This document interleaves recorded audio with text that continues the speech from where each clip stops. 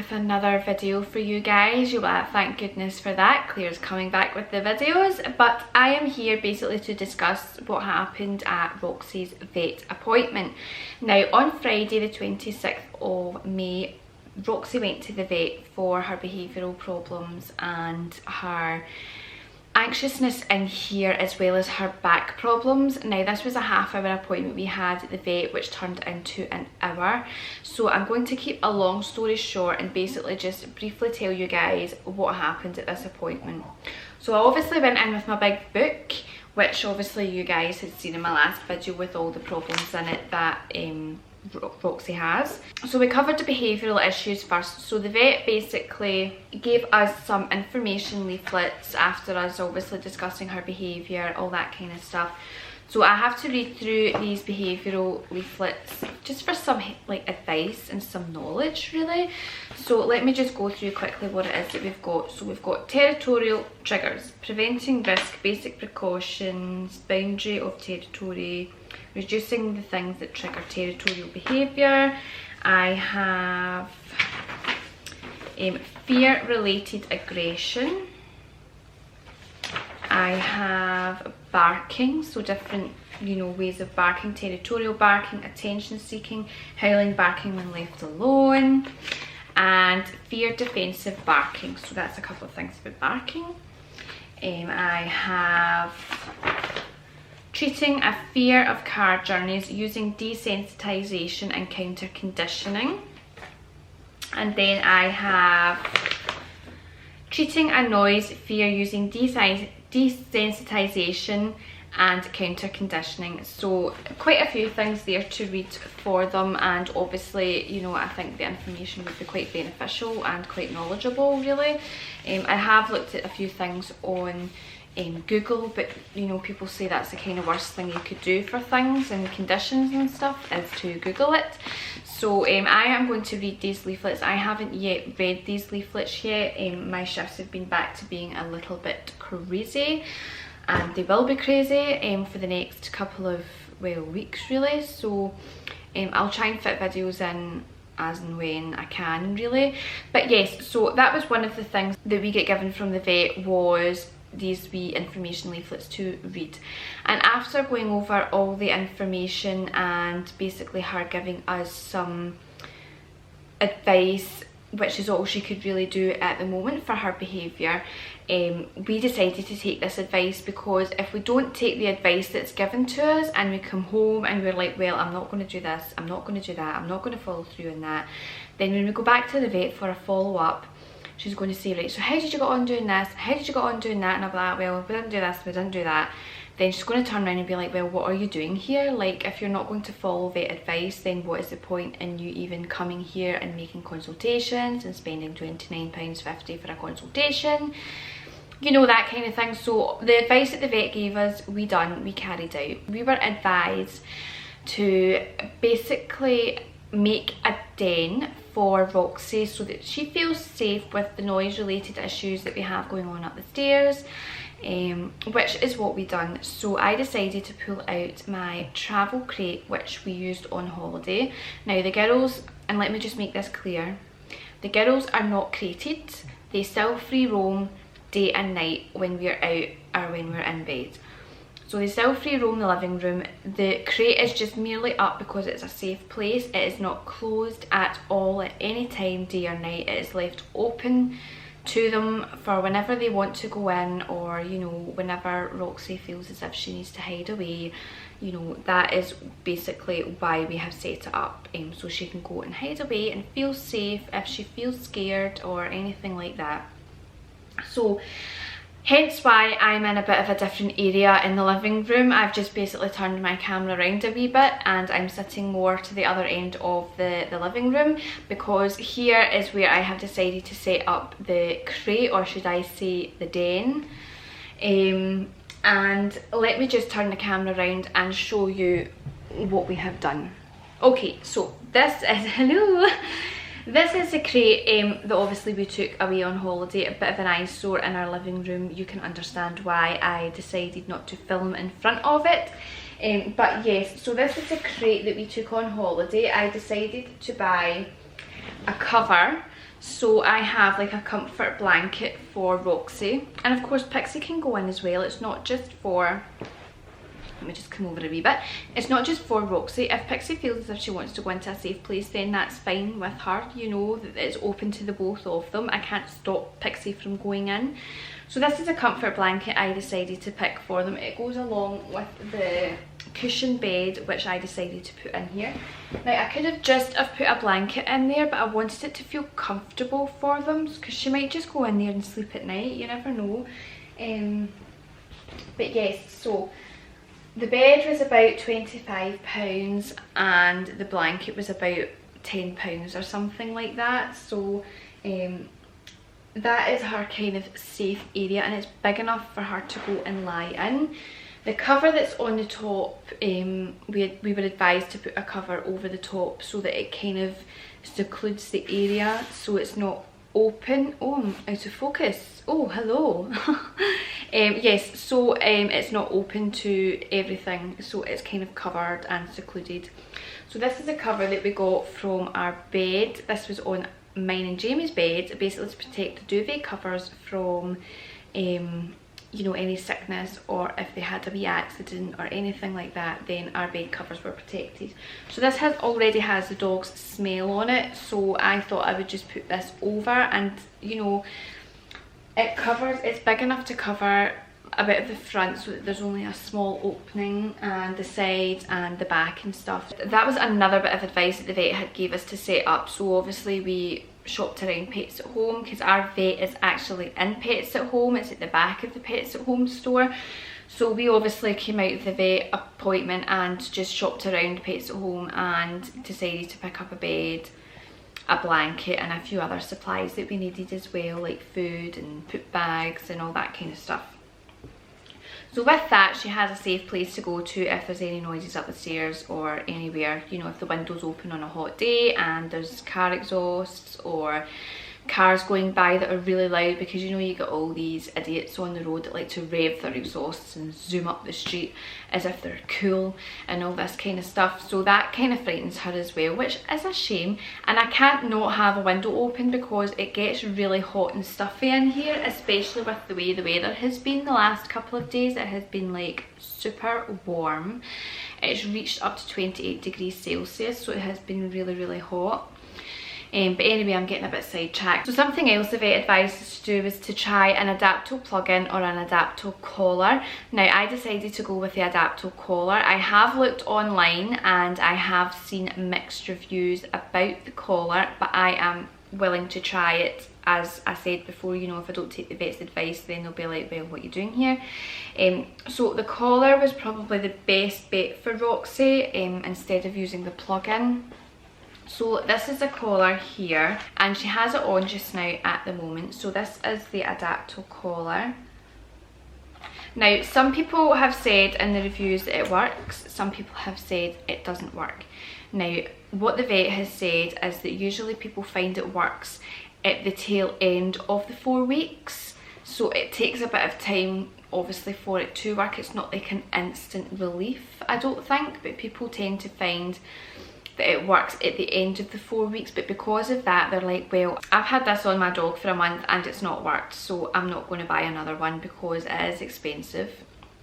But what the vet has said basically is that if it works at the tail end of the 4 weeks, then when you get another one, you know, it kind of has the same effect, so it would like carry on to work that way. Some dogs I think it works in, some dogs it doesn't, but I'm willing to try anything. Obviously within reason, I am willing to try it because we're not going down the route of medication or anything like that, because we're not at that stage yet. And the last thing I want to do is sedate them, because you get all these sedation drugs like diazepam that help relieve stress and anxiety, and with being a nurse I obviously know what diazepam does and what it can do. So you know, it's the same with people, you know, when people get agitated or anxious or anything, the doctor can prescribe diazepam, which helps relax and relieve stress and anxiety and anxiousness, agitation, all that kind of stuff. but it can have these certain side effects. So that's the side effects that I don't want Roxy to have. I don't want her to feel sedated. I don't want her to feel as if she's like doped up to the eye on medication. So I'm willing to try this, and we are trying this. So this is a small medium puppy size, and it's adjustable collar that lasts up to 4 weeks. It stays on your dog for 30 days. You're not allowed to get the collar wet, so if it's raining I have a raincoat for her which covers the neck piece, and it releases a pheromone which the mother usually has to help comfort. It's like a comfort message. Now I don't know if this is an absolute waste of money, but as I said, I am willing to try it. You guys who watch this video will probably be like, well, this didn't work for my dog, or I tried this and I tried that and no, that's rubbish, and why are you wasting your money, all that kind of stuff. But what might not work for one dog might work for another, and as I said, she's got to that stage where she is really bad and I need to try something, so I am trying this. Now this came in at £38. Yes, that's right, I just about died on the spot when I found out how much it was, but at the end of the day I need to try something.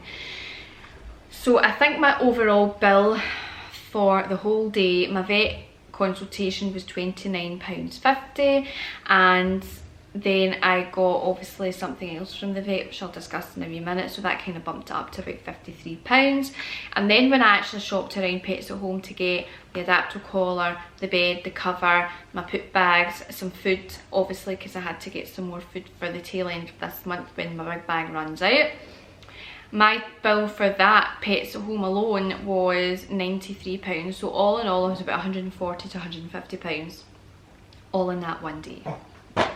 And I only get paid that day, so it's like my bank card was like that. Claire, why are you doing this to me? Okay, so the vet did also recommend a behaviourist, which is what I thought was going to happen anyway. So she advised the behaviourist at the vet school in Glasgow, which is obviously quite a high up behaviourist, and I think she said the consultation for that, or the price for that, was 300 and something odd pounds. It was over £300 anyway, but that gave you 2 consultations, only 2 consultations, but she goes over absolutely everything and she gives you advice and helps you with behaviours and all that kind of stuff. Very good, very nice, very recommended. Obviously Roxy is insured, so our insurance would cover behavioural issues. I have clarified that with the insurance company that they are covered for behavioural illnesses and conditions depending on what behaviourist it is. So it's only associated behaviourists. So I think the Glasgow Vet School obviously is a high up behaviourist, and you know they are going to be covered by the insurance for that. So we're going to use the collar, and we've got the den. So that was 2 bits of advice we were given. We've got the leaflets, that was 3 bits of advice. I'm trying to remember what else was said. So out in the park for just now, we have to guide her away from dogs. So we've not to go into a situation, we've to go away from a situation, and we've to try and distract her with something while we're out in the park. So if she sees a dog in the distance, or if a dog comes running up to us, which God forbid, but I don't think I'm going to be getting out of that situation, because people in my park just don't care if their dog are on or off a lead and run up to another dog and scare the bejeevers out of it. I have to distract her away with something like really tasty, really nice, and something that she really enjoys. Now that's something that she really enjoys is like a wee bit of cheese. Now that is probably not what's recommended, but it is something that like really distracts her and she gets really overly excited about. So what the vet has said basically is to take out some cheese. Like you get the low fat, very healthy, low cheese, light cheese, something that's got like hardly anything in it, and take like crumbs of that, like wee tiny crumbs, and just distract her with the smell of cheese, because the cheese is going to be on your fingers. If you put your fingers down to her face, she's going to smell it. Think of a command that you're going to basically say. So when I say to Roxy out in the park, right, come on this way, you know, she does listen, and she knows that we have to go another way. So when I'm out in the park, I'm going to be like, right, this way, and then give her a bit of cheese, because then she knows she's following my command and she knows she's doing something right. So that when I meet a dog or she sees a dog and I'm like, right, this way, then, you know, she's going to be like, oh, I'm going to get a bit of cheese. And she's going to come this way, and then I'll reward her with like a crumb of cheese. Now that's something that the vet usually doesn't recommend, cheese for a dog, but given the fact of her behaviour issues and it's like very small amounts, then the vet has obviously said that's fine, give her cheese, give her what she wants, give her this, give her that. So I'm willing to try a wee bit of cheese. I literally bought like a bag of grated cheese, and it like breaks up into like wee tiny bits when you take it out of the bag, so it's like perfect for taking out. And we have tried this method. She absolutely loves the cheese, obviously, and she listens to me when I have the cheese, although we've not met a dog yet with the cheese, so I don't know how that's going to go down. I've kind of played it safe and went out when there isn't really any dogs around. But yeah, that was another bit of advice that the vet gave us, basically to go out and obviously try and distract her before we obviously seek behavioural advice of this behaviourist at the Glasgow vet school, if it has to come to that. Before the referral gets made to the behaviourist, we have to treat her medically, and there is a medical issue. And if you watch my last video, you'll know that she is suffering from, or what I feel she's suffering from, back problems. Now, as I discussed in my last video, we feel, or I feel, and Jamie feels as well, that her back is quite tender and tense at the back, like the back hips, the back spine. Whenever you touch round there, when she's on you, whenever you touch round there or anything, she can make a wee grunting noise, she can jump off you just as fast, she tenses up and starts to like get, oh, don't touch me there type thing. So that was obviously concerning us, and that was a concern that we wanted to raise to the vet, and that might be contributing to some behavioural issues as well. You know, maybe she's in pain.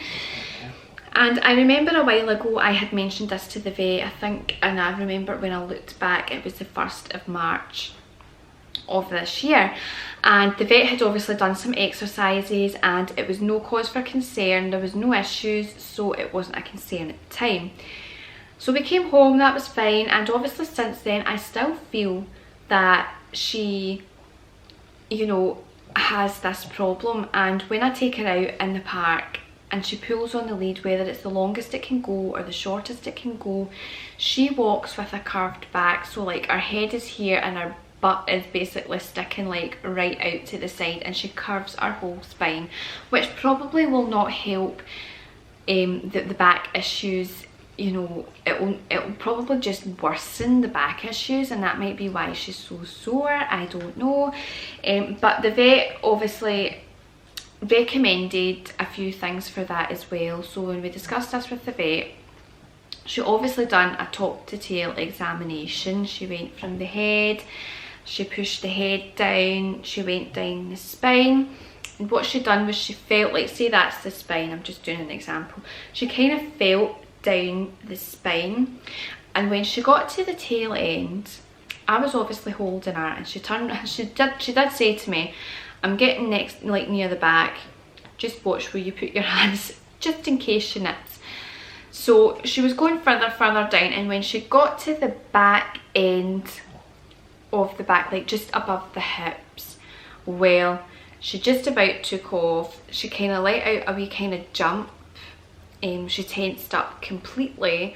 Her whole back was like almost arched, and she let out a noise, and I kind of turned my head and looked to Jamie, and the vet was like, oh, you are so tense and you are very sore there, and oh, and I heard that noise as well, and I'm like, well, that's good. It's obviously not good for Roxy because she's obviously not comfortable and she's in pain down there, but it's good that the vet could hear the noise that she made and see what it is that we're having to deal with at home and what she's like at home.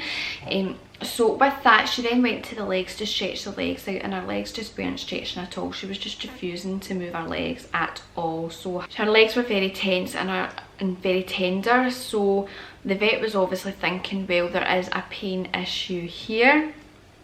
And given the fact that this has been going on for a while, you know, myself and Jamie are quite eager to find out if there is anything wrong with her back. Okay, so what we get given for our back, because I feel as if I'm just rambling on, honestly there's so much.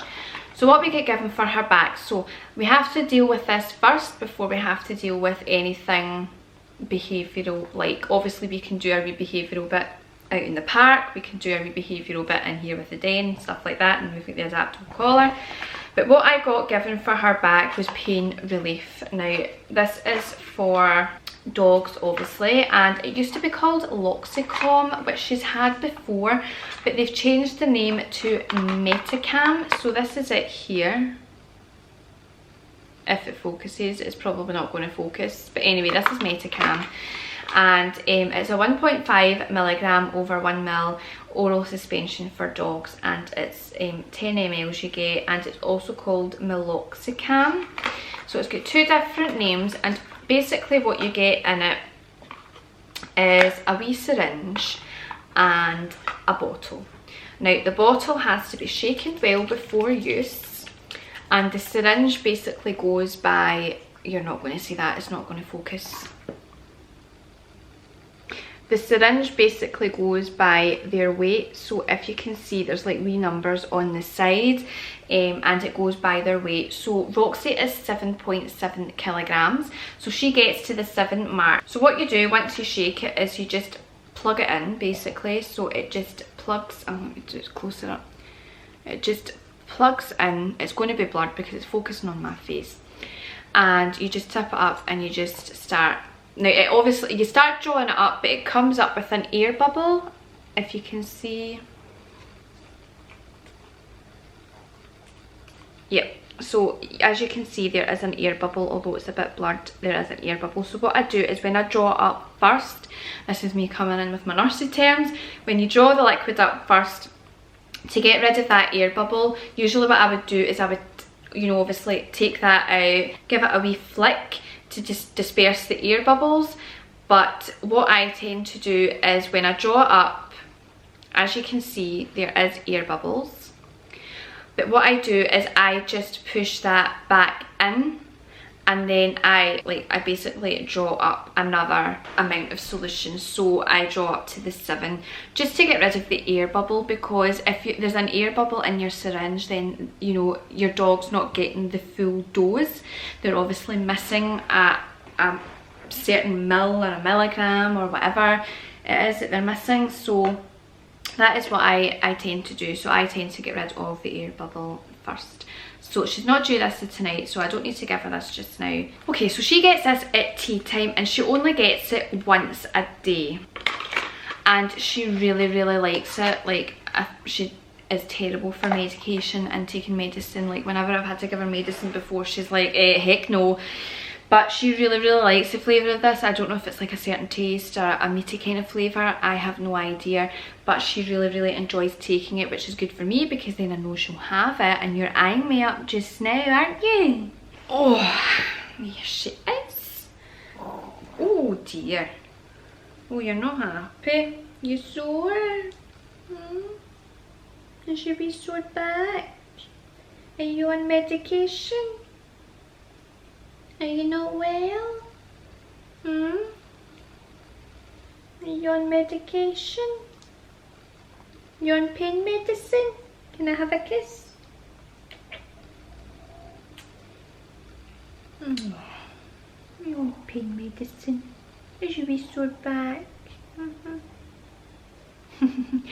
Okay, so we are on that medication for 2 weeks. We are obviously a week into it, or almost a week into it now, and to be fair, I haven't really noticed anything different. I don't know if it's doing its job. I honestly couldn't say what it's doing, but we have another week to go, because the vet had recommended and had mentioned that obviously see how she gets on with the painkillers, and you know, if there's any other problems we can book her in for an x-ray. And I'm just thinking, oh, an x-ray, that'll be expensive. An x-ray will tell us if there is any underlying problems with her back, and it will literally give us an answer. And it's something that myself and Jamie have made an agreement on, and Jamie did say that in the appointment that he is very keen to find out if there is anything wrong with her back, because it's something that we've always worried about. So she is booked in for an x-ray on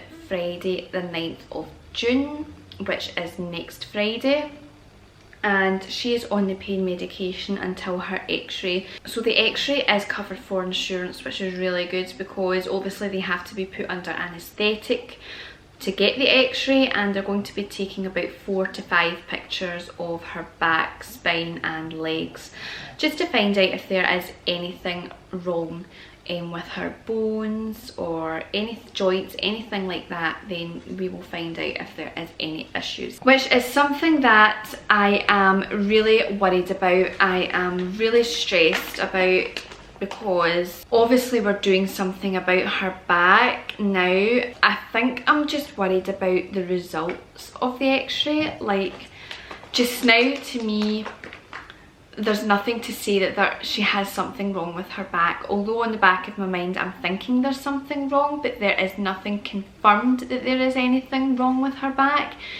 So to have this x-ray, I just think it's going to possibly confirm an issue and open up another door to problems, and you might need this, you might need that. It might be something that we can fix, it might not be something that we can't fix, and it's the thought of that that really scares me. Like, everybody knows how much I love the two of them and how much work I put into them, but to confirm that there is actually something wrong really stresses me out and really upsets me, and I'm getting all emotional just thinking about it. Like, what if there is something like really wrong with her that we obviously can't fix, and this is something that we're going to have to live with? Like, it's at 3 years old, you know, she's still young. But I mean, there could be nothing wrong with her, there could be absolutely nothing wrong in the x-ray. This x-ray could show nothing, so I could be worrying about nothing basically, but there is that slight chance that there is something. And I think with given how her back is, I can see something being wrong with her back, and I have it in my head, as positive as I'm trying to be about this x-ray, I keep thinking to myself there is going to be something that's going to show in this x-ray.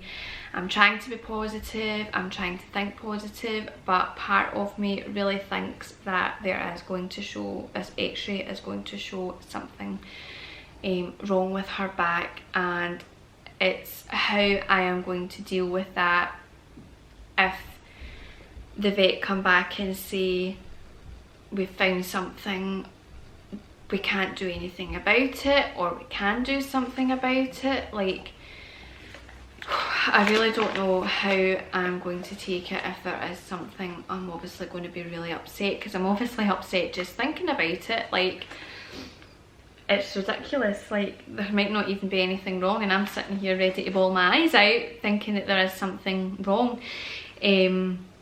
But she goes in next Friday, and she goes in for 10 o'clock in the morning. She goes under anaesthetic. They will do the x-ray between 10 and 1 o'clock. They will go over the results of the x-ray. They will let her come too. I will get a phone call about 3 o'clock in the afternoon and get given a time basically to come and pick her up and go over the results of the x-ray. Now, what I might ask on the phone is, did you find anything? So I can kind of gear myself up for it, because my mum is having to take us, because Jamie's working, so my mum's having to take myself and Roxy to the vet so I can drop Roxy off, and then I'm spending the day with Pixie, my mum and Misty, and then depending on the time that she's ready to be picked up and we're ready to go back in, I might go back with my mum. But I think if they find anything, I think it would be better to wait until Jamie finishes work at 5 o'clock and for the two of us to go in and obviously discuss if there is any issues. Then, you know, the two of us are there. So that is happening next Friday, and I've made sure I'm off. I've made sure it's the Friday that I'm off, and I'm also off the Saturday, Sunday, because she doesn't really take to do too well with anaesthetic. I basically have the weekend off after, and as well, if there is any bad news or news that I have to deal with, then I don't have to go into work straight away. I have the kind of weekend to get my head around it and to discuss any steps that we have to take from there. So it could be absolutely anything that's wrong with her back. It might show anything, it might not show anything, but there is always that chance, and it's the only thing I've really thought about since going to the vet was this x-ray and what could happen, what couldn't happen. It's the first 2 nights after we had that vet consultation, I literally had dreams about the x-ray and what could have happened. I tend to want to think positive, but I kind of think on what happens if it's the worst case scenario, like what are we going to do? Like that's the way I kind of think. So I want to think positive, but part of me thinks, what if this is to happen? And that's just, I've always been like that. But yes, so that was a really long discussion, you guys. Like, oh my goodness, I can't even believe the time it is. I've not even had my lunch. But that was the kind of gist of our vet appointment. So that's, everything's going to be happening next Friday. I am off, so I will be filming on the Friday. I will be recording a video about the x-ray. I will hopefully try and get some pictures of the x-ray as well. Don't know if they're going to allow that, but you know, if I'm paying X, Y and Z for an x-ray, I don't see why not. But I will try and get a picture of the x-ray, and just so I can show like my mum and my dad as well, because they'll be like, oh, interested to find out and see all about the back and the legs and everything like that. They've never had an x-ray for Misty before, so it'll be interesting to see. But yes, so I'm going to leave you guys there. That was the update on our vet appointment. Bit of big news about the x-ray, to be fair, something I wasn't really expecting, but I think it does need to happen. But I will catch up with you again next Friday, the day that she has her x-ray, and let you guys know, obviously, if there is any issues, any conditions or anything, how she is, that kind of thing. Depending on what it is, if there is anything and the state that I'm in, the video might not go up for a couple of days. I'll see how I go. Obviously I'm working as well beforehand, so I'll need to try and fit everything in. But yes, so I'm going to leave you guys there because that was a very long video and you'll be like, Claire, stop rambling on. But yes, so thank you very much you guys for watching. Give us a thumbs up if you like this video. Obviously it's not a very good subject to talk about because poor Roxy's not well and she's in pain. So yes, give me a comment down below. Let me know what you guys have done for any behavioural things. Like I know quite a few people have commented and left me a comment to say that they like scoot water on them and stuff, which I can't really do because she is very frightened and anxious at the moment, so I don't really want to worsen that. Let me know if you have any advice or what you've done if you've had any of these problems. Let me know, and let me know what your thoughts are on the Adaptil collar as well. I know some of you might think, no, it's no good. That's fine, leave me a comment, let me know your experiences with this, and I will catch you on the next video. Don't forget to subscribe to our channel, you guys, for more updates. I will probably keep you up to date on this, and as well on Instagram is probably the best bet to keep updated because I upload there almost daily. So if you haven't already got us on Instagram, head over to our Instagram account. All the links of our social media websites are down below, and we'll see you in the next video. Bye guys!